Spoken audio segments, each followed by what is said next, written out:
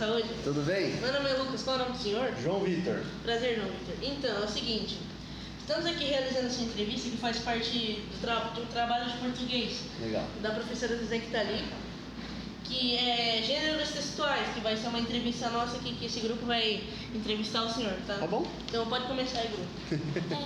Como o senhor chegou ao cargo de secretário da Saúde? Bom, eu comecei a trabalhar muito novo. Com 10 anos de idade eu comecei a trabalhar. E minha mãe tinha um bar na frente da Câmara Municipal, aqui em Águas. Então eu comecei a frequentar a Câmara, eu comecei a gostar da questão política. Comecei a frequentar aquele espaço. Num determinado período eu saí candidato a vereador com 17 anos. Falavam que eu não podia sair, então sempre que alguém fala que você não pode alguma coisa, pesquisa a lei primeiro.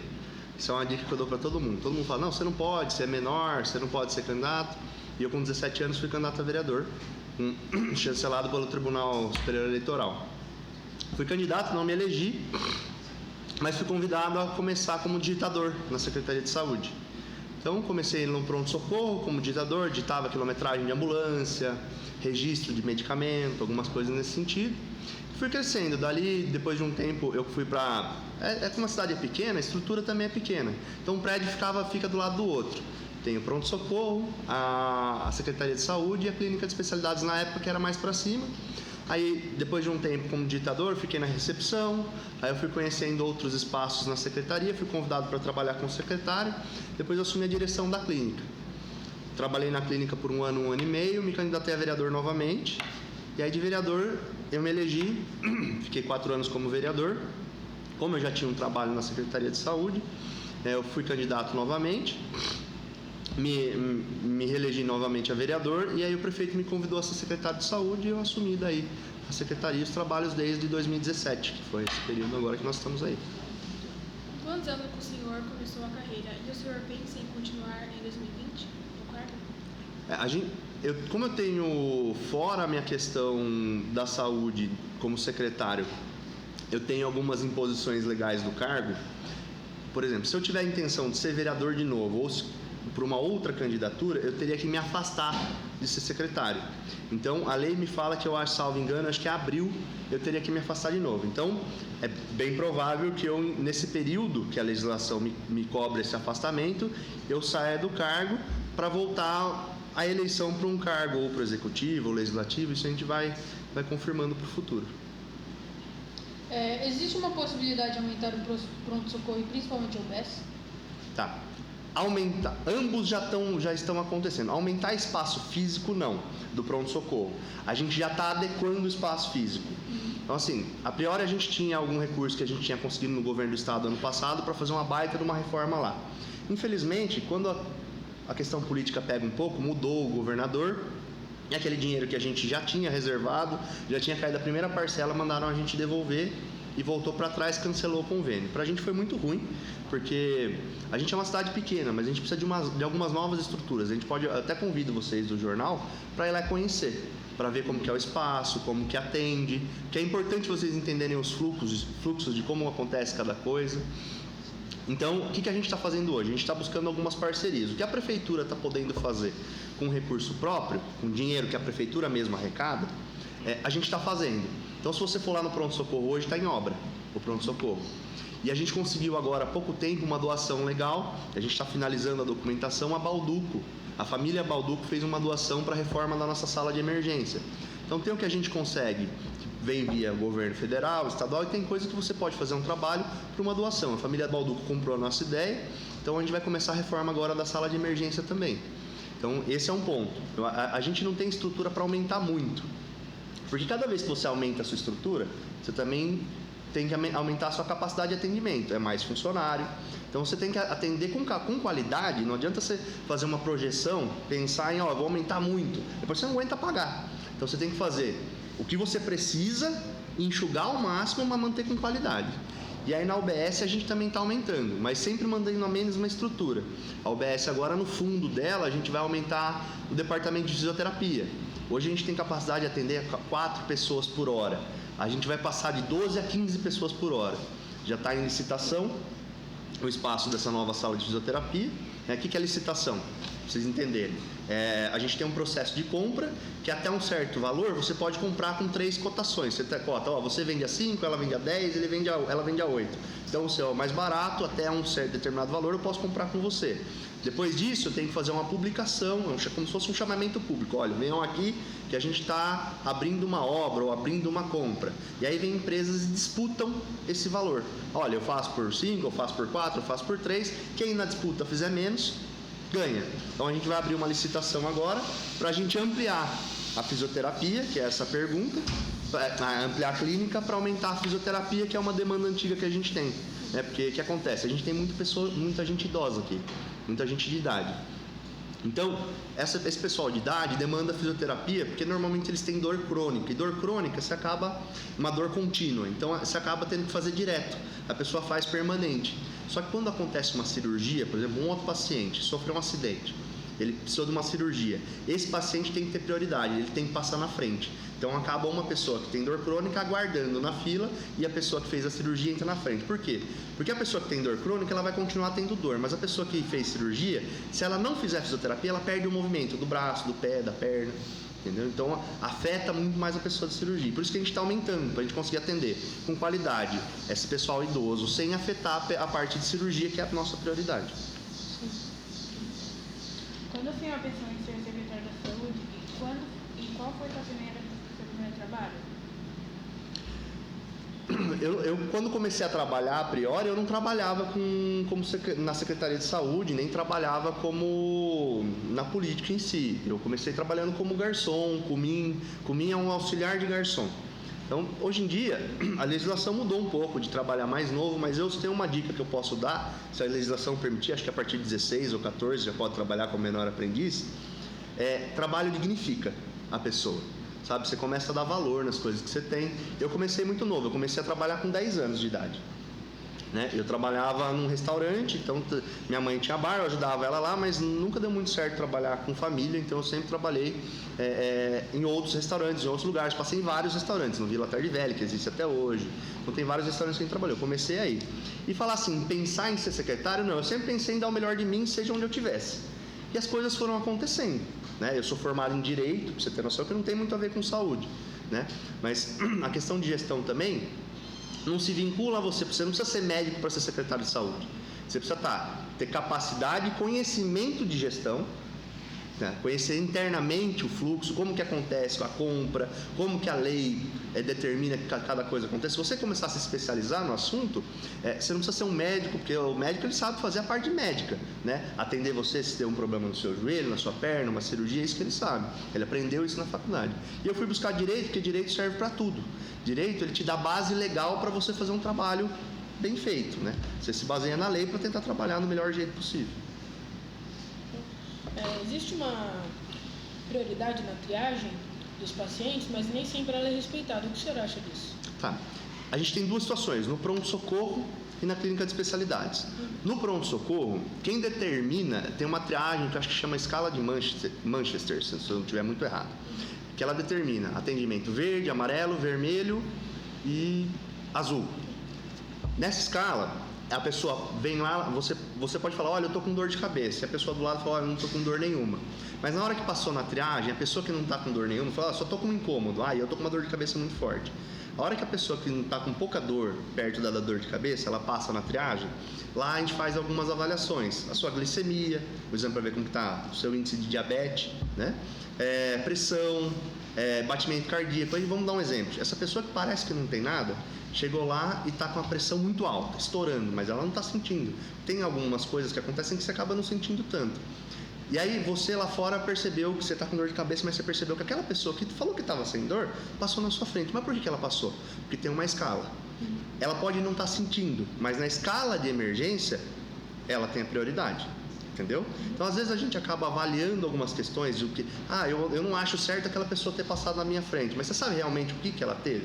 O porquê que ela passou na frente? Então a gente faz uma avaliação técnica, passa pela enfermeira, a enfermeira faz uma avaliação. Normalmente quando vocês vão lá no pronto-socorro, por exemplo, vai lá, vê a termômetro, vê a pressão do braço, pergunta se está com alguma dor específica, coloca um aparelhinho no dedo para ver como está a sua oxigenação, o oxigênio está no seu sangue, se está bem, se está fluindo bem. Então, assim, a gente segue o que preconiza o Ministério da Saúde, tá? Na UBS, a gente tem, como a gente tem muito idoso aqui, a gente é por agendamento. Então, assim, você marcou a agenda, em cima dessa agenda você está lá agendado. Acontece algumas situações que, como todo serviço, a gente atende aí, em média, 3 mil pessoas, de 3 a 4 mil pessoas por mês, nas 2 unidades. Então, vou falar para você que não acontece nenhuma vez algum problema, porque, olha, sem querer passou uma ficha na frente ou chamou a pessoa, lógico que pode acontecer, como em qualquer serviço. Na medida do possível, a gente faz um esforço para que tudo aconteça bem. E lá, como é agendado, é por agendamento. Seu horário é às 10, então às 10 você vai ser atendido. Ah, mas eu cheguei às 7, não podia atender antes? Não, porque se começou às 8 e tem um monte de gente antes, se eu colocar você na frente, depois vai dar problema nos horários e alguém lá no final vai ser atendido muito mais tarde. Né? E a gente está trabalhando cada vez mais com tecnologia para que a gente diminua esses impactos, que você siga o horário certinho, a gente briga lá, puxa a orelha do médico para que ele venha no horário certo, para que as pessoas também não sejam afetadas em ter que ficar esperando, tá? Mais ou menos nesse sentido. Como você disse um pouco antes, você tinha uma chance de sair do cargo que você está atualmente. Você indicaria alguém? Essa é uma questão, assim, um pouco difícil de eu entrar nesse mérito, porque, assim, a gente tem pessoas técnicas dentro da secretaria com capacidade de... Eu tenho pessoas que eu confio, que eu acredito que fariam um bom trabalho. Mas a escolha do cargo de secretário, preferencialmente, é do prefeito. O prefeito escolhe quem vai ser. Eu posso falar para ele, olha, eu acho que tal pessoa seria legal, sabe, trabalharia bem. Mas isso seria uma opinião minha, que daí eu tenho que avaliar as pessoas que estão lá internamente e dar minha opinião para ele. Mas a escolha de sucessão da Secretaria de Saúde é do prefeito, ele que nomeia os cargos. Tá? Eu podia fazer a mesma pergunta? Lógico, pode. Como o senhor avalia a sua passagem na Secretaria de Saúde, já que você vai ser em abril, né? Provavelmente. Assim, eu não gosto muito de avaliar, de falar de passado, eu gosto de avaliar presente. A gente fez um planejamento desde a época que a gente entrou na secretaria e, considerando que a gente planejou, a maioria das coisas a gente está conseguindo cumprir. Então, eu entendo que está saindo, eu acho que está satisfatório. Não acho que está excelente, porque eu acho que a gente tem, eu acredito que a gente tem muito a buscar ainda. Tem coisas que não dependem só da minha vontade. Tem coisas que eu esbarro no que a legislação determina e no que eu tenho que compor dentro da secretaria para que as coisas aconteçam. Infelizmente, a prefeitura ela não trabalha num regime como se fosse uma empresa privada. Eu quero desse jeito e acabou. Não, eu tenho que ver o que a legislação determina, se eu posso fazer de qualquer jeito, então, entendeu? Eu tenho que avaliar o que o meu cargo me autoriza eu fazer, o que legalmente eu posso. Então, por isso que normalmente você escuta falar que em prefeitura é um pouco burocrático. Porque qualquer processo, se você for fazer um processo de compra, para vocês entenderem, um remédio que eu preciso comprar específico. Sei lá, você teve uma doença que não existe esse remédio no SUS, mas você também não tem condição, foi fazer uma avaliação com uma assistente social, e a assistente social avaliou que você precisa desse medicamento e não tem condição. Pediu para a gente tentar fazer um esforço para comprar. A secretaria foi comprar. Eu faço um pedido de compra, eu mando para o setor de compra. O setor de compra tem que fazer 3 cotações de valor. De 3 cotações de valor vai para a contabilidade. A contabilidade faz uma reserva orçamentária. A reserva volta para compras, monta-se o processo de compras, volta para a contabilidade. A contabilidade empenha o valor. Depois de empenhado, você manda o empenho para a empresa. A empresa pede um prazo para entregar esse produto. Até ela entregar, emite a nota e demora ainda mais uns 10, 15 dias para pagamento. Então você imagina um processo que é muito lento. É muito lento. Se fosse uma questão particular sua, o que você ia fazer? Eu vou lá, eu compro o remédio e tomo. Entendeu? No dia você resolve. Então ela tem todo um procedimento que é difícil. Seria mais ou menos isso. E uma pergunta. Vai. Por que o senhor não contrata mais especialistas da UBS ou mais enfermeiros no pronto-socorro? A gente hoje, com os enfermeiros que a gente tem no pronto atendimento, a gente atende com qualidade e capacidade que a gente precisa. Eu acredito que gestão boa de recurso público é aquela gestão que você só coloca o que precisa, para que recurso sobre para você investir em outras coisas. Na UBS, o que preconiza o Ministério da Saúde, ele preconiza que uma cidade do tamanho de Águas de São Pedro tenha 3 especialistas: clínico geral, ginecologista e pediatra. A gente tem, salvo engano, 11 especialidades.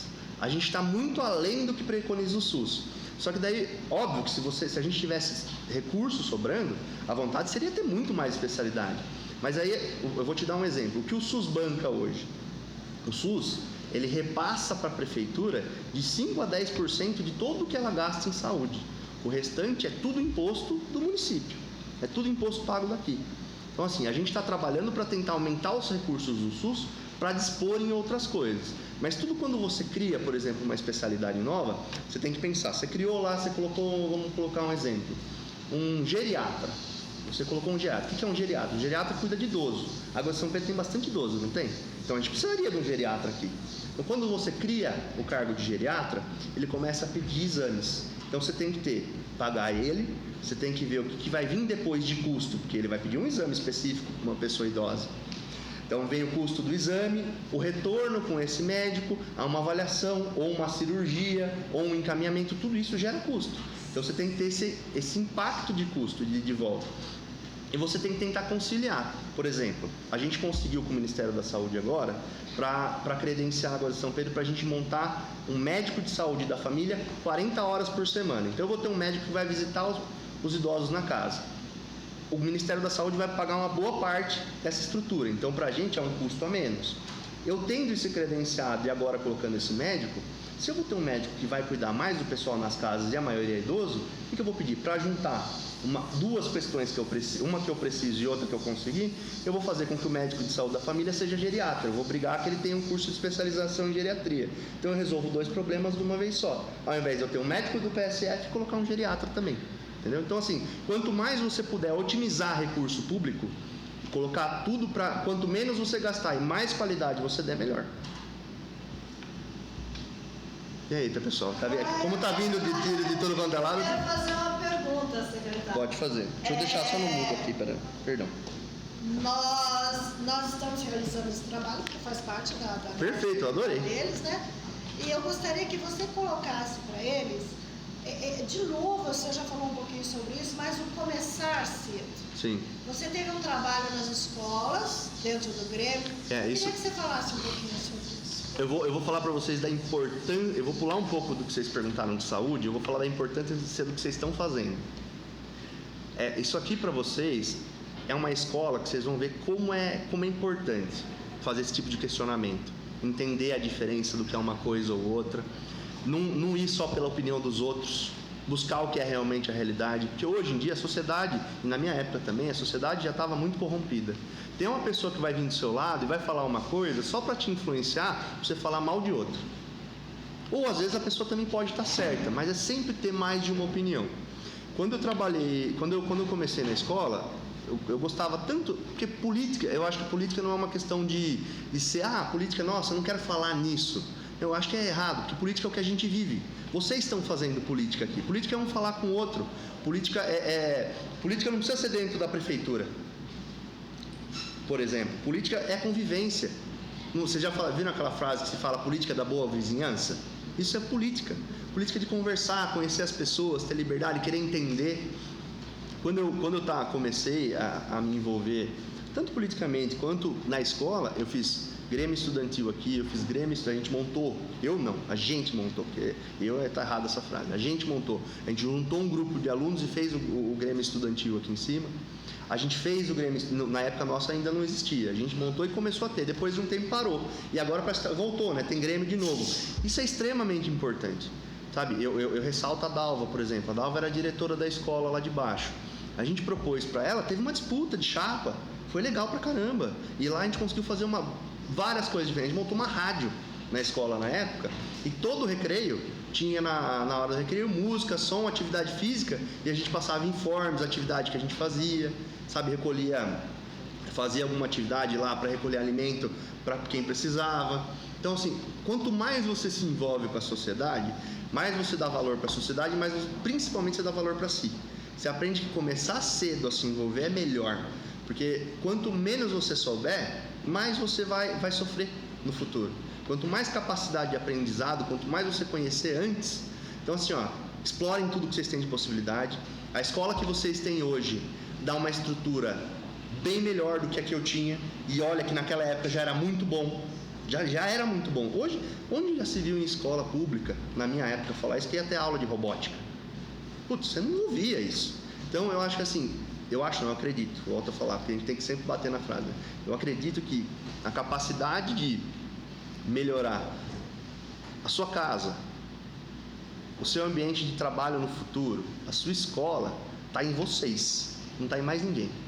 Porque quem faz a diferença são as pessoas que solicitam essa diferença e se colocam como posicionados e acreditam no que estão buscando. Eu comecei acreditando no que eu estava buscando. A primeira coisa que eu fui buscar foi um kit de bola. Nós conseguimos um kit de bola para a escola. Para mim foi ótimo. A gente teve bola aqui para jogar à vontade. Então assim, é o pouco. Tipo, eu tinha um exemplo de uma feira para ir. E o que eu fazia? Eu pegava a direção e falava, estou indo no prefeito. Eu subia no prefeito, prefeito. Eu tinha 12, 13 anos. Prefeito, o senhor não pode me ajudar lá? A gente quer ir numa excursão. O senhor não arruma uma van para a gente? E isso não quer dizer que seja uma questão, mas eu teria que fazer isso, a escola não tem que fazer. Se você for independente hoje, amanhã você vai ser muito mais. Você não vai esperar que o outro faça. Você vai fazer por você, pelo bem seu e da sociedade. Porque se você estiver fazendo bem para a sociedade, você está fazendo bem para si mesmo. Né? Então, eu acredito no baita potencial que a gente tem. Vocês são a nossa escola e vocês fazem ela ser referência em IDEB, referência em percentual educacional para o país todo.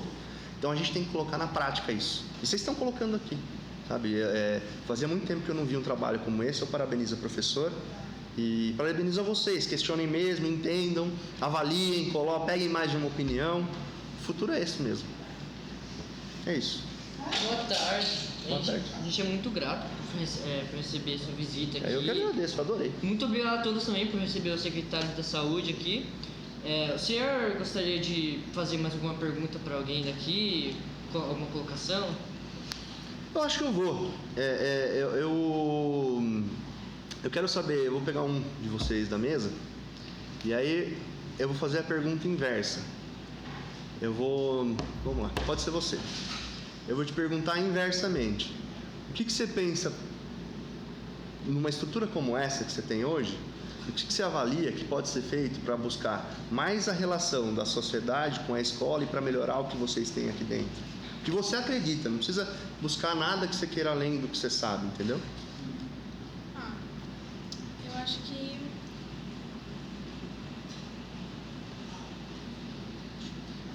Não, fica à vontade. É uma questão tipo assim, vocês já estão fazendo isso. Você entende? Vocês já estão buscando essa interação com a sociedade. Mas o que pode acontecer a mais? O que a gente pode buscar? O que para você, no futuro, você quer buscar? da escola, Pode ser da escola, da sua vida, do que você quer de melhoria para um futuro.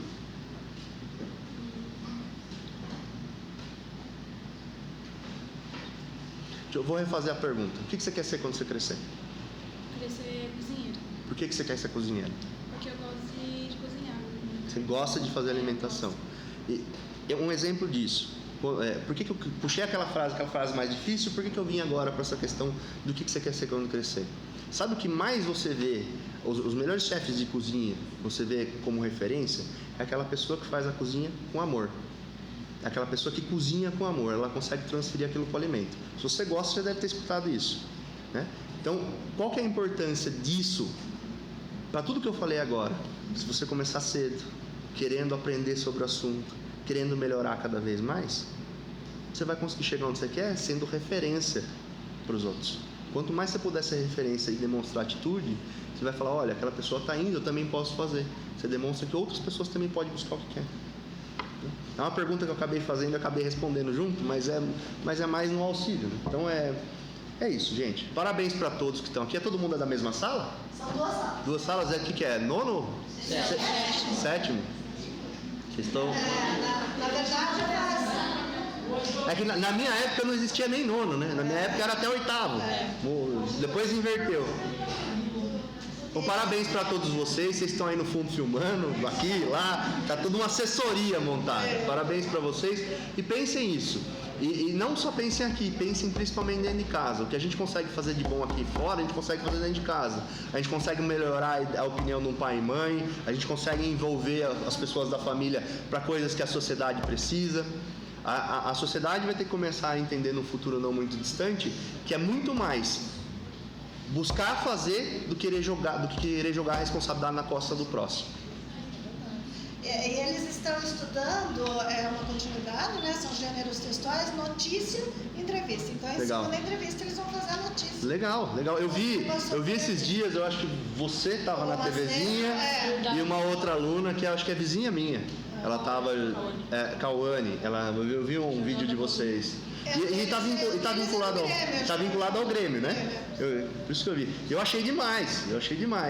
E vocês não sabem o quanto isso depois influencia no futuro. A primeira vez que eu fiz uma gravação de vídeo assim, eu demorei umas 4 horas para conseguir gravar um vídeo de 5 minutos. Porque é aquele nervoso, aquela vergonha, Jesus Cristo, como que faz? Como que, só gaguejava. E aí você percebe que isso também começa a influenciar na sua capacidade de conversar com as pessoas, de ter liberdade de falar. Isso é uma evolução social gigantesca.